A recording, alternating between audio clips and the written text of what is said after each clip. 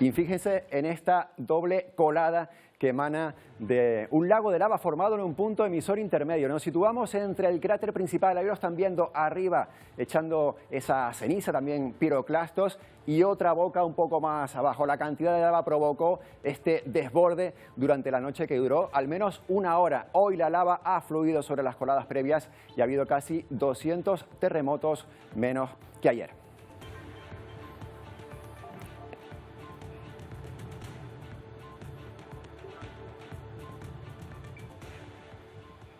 Pues muchos temas que tratar con nuestro primer invitado. Como siempre tenemos en el inicio de Atlántico Noticias un experto. Le agradecemos una vez más que nos atienda en directo. Itaiza Domínguez, sismólogo del Instituto Geográfico Nacional.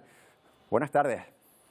Hola, buenas tardes. Bueno, empezamos hoy hablando de una de sus especialidades, ese sismo, ese 5.1 de magnitud que se ha producido esta noche.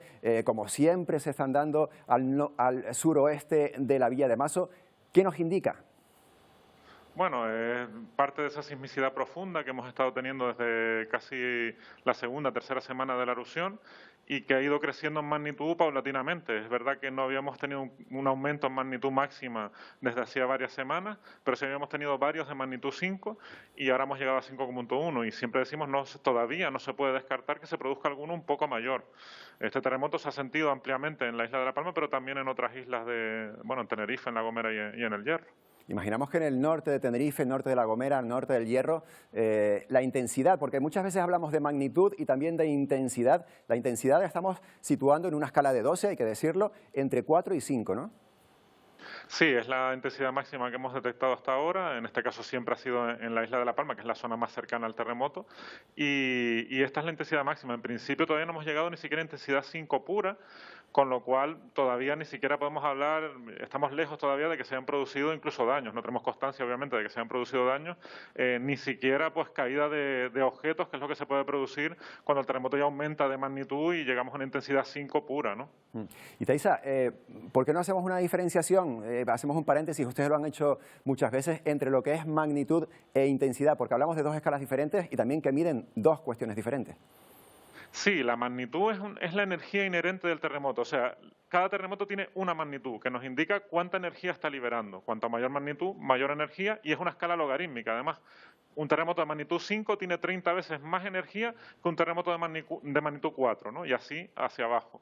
Mientras que la intensidad es un valor que nos dice cómo se ha sentido el terremoto en cada sitio. Un terremoto puede tener muchas intensidades. A medida que nos alejamos del terremoto, lo normal es que la intensidad baje, pero también depende de la geología del terreno sobre el que estamos, con lo cual puede haber sitios que a la misma distancia tengan intensidades 3 e intensidades 4, porque hay zonas que a veces se sienten más fuertes que otras, aunque están más o menos a la misma distancia. Con lo cual, pues un terremoto puede tener muchísimas intensidades, aunque nosotros siempre hablamos de la intensidad máxima en nuestra página web, pero el mapa nos da las intensidades como se siente en toda la isla y en las otras islas, por supuesto. Para que nos entendamos, la intensidad es cómo lo siente la propia población o incluso la cantidad de destrozo que pueda generar ese sismo. Sin embargo, la magnitud es otra cosa diferente y es un dato, como tú decías, logarítmico, ¿no? Sí, es un dato que nos da la energía que libera el terremoto, por eso es diferente, ¿no? La intensidad es, se podría decir, como la energía como nos llega el terremoto a cada uno de nosotros, ¿no? A cada persona, en cada sitio donde está, en cada edificio.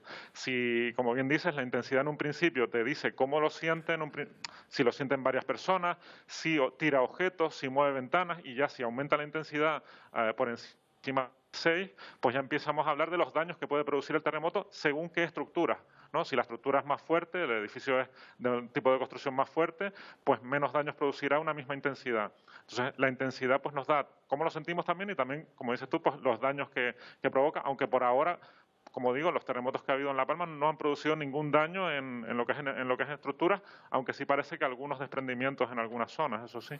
Es importante destacarlo, precisamente el IGN habla de que es posible que en las próximas días, semanas, es una posibilidad que se produzca un terremoto de intensidad 6, que no tiene que ver con magnitud 6. Intensidad 6 sería más sentido que los actuales.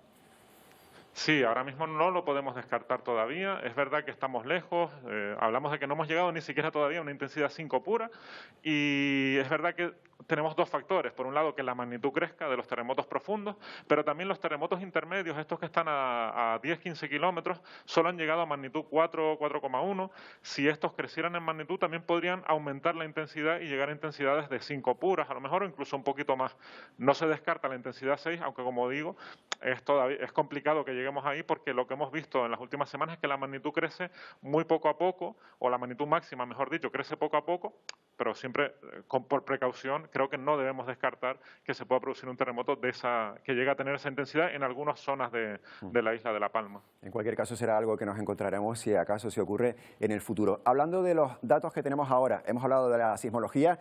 ¿Qué podemos decir, por ejemplo, esos indicadores en los que nos vamos fijando, el tremor, la deformación del terreno, para ver si podemos atisbar algo, alguna señal? Sí, el tremor volcánico hemos visto como en promedio se mantiene por debajo todavía de niveles que teníamos a lo mejor a final de octubre, que fue cuando la erupción a lo mejor creció en intensidad o creció en actividad. Pero es verdad que estamos viendo altibajos en el tremor, y a veces están asociados a taponamientos de la propia erupción, porque el tremor no solo nos dice cuánto material sale, sino también cómo es la geometría y cómo funciona el conducto. Entonces, lo que hemos visto, por ejemplo,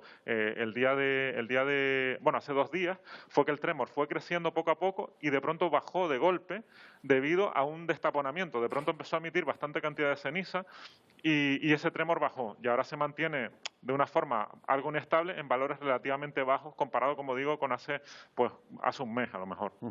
En cuanto a la deformación del terreno o también la emisión de gases, del dióxido de azufre, estamos muy pendientes de esos indicadores. Queremos imaginarnos que ojalá sea así, dentro de poco tiempo pueda haber una desescalada, vamos a aplicarlo también en el volcán. ¿Qué nos puedes decir de esos datos?